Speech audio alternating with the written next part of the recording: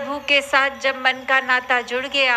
तो सब कुछ सहज हो जाएगा, सब कुछ बहुत आसानी से अपने आप ही एक हमारे जो रिस्पॉन्सिबिलिटीज़ हैं, कर्तव्य हैं, वो निभ जाएंगे, बहुत आराम से हो जाएगा। तो ऐसा करते हैं जो उनके जहाँ घरों के माहौल में भी आपसी प्यार होता है, वहीं उनका अपना स्वभाव भी एक संतमति के अनुसार ही पूरे समय का हो जाता है। एक जीवन में जहाँ पता है कि कैसे कैसी छोटी बातें कि समाज में भी जहाँ सहनशीलता आती है, तो वो मन में एक पेशेंस का आना कि कैसे एक जो सहनशीलता की बात है उसकी शुरुआत की मन में ही वो धैर्य रख के कि हम अगर किसी के साथ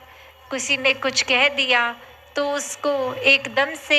पलट के रूखा जवाब नहीं, मन में जिसकी शांति है वो इंसान ज़रूर समझता है कि दूसरे ने अगर कुछ कह भी दिया तो अनसुना किया जाए, उसके मन पे अपने मन पे उसके शब्दों का प्रभाव इस तरह ना लिया जाए कि बाद में वो इंसान तो 1 मिनट में शब्द बोल के निकल गया, पर बाकी का पूरा दिन हम वही शब्दों को मन में दोहरा दोहरा के अपने मन को तंग करते रहें, अपने मन को उदास करते रहें।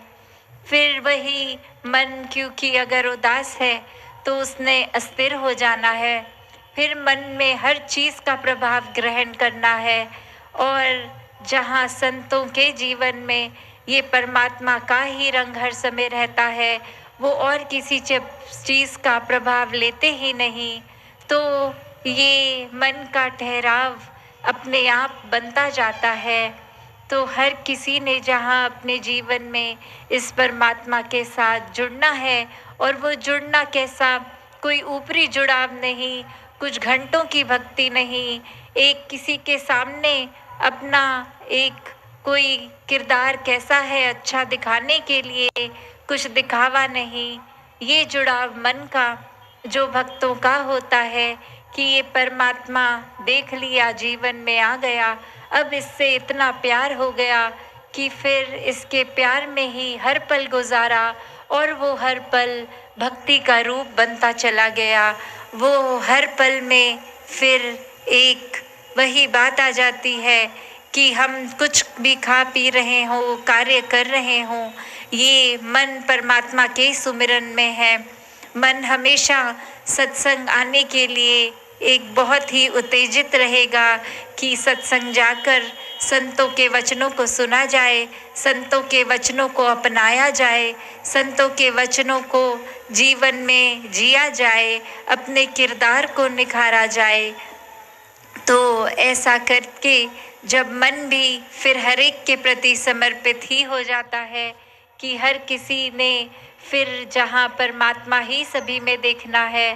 तो फिर एक अपने आप को पीछे करके, मन में अहंकार को पीछे करके सिर्फ हर एक के लिए ये विनम्र होकर मन को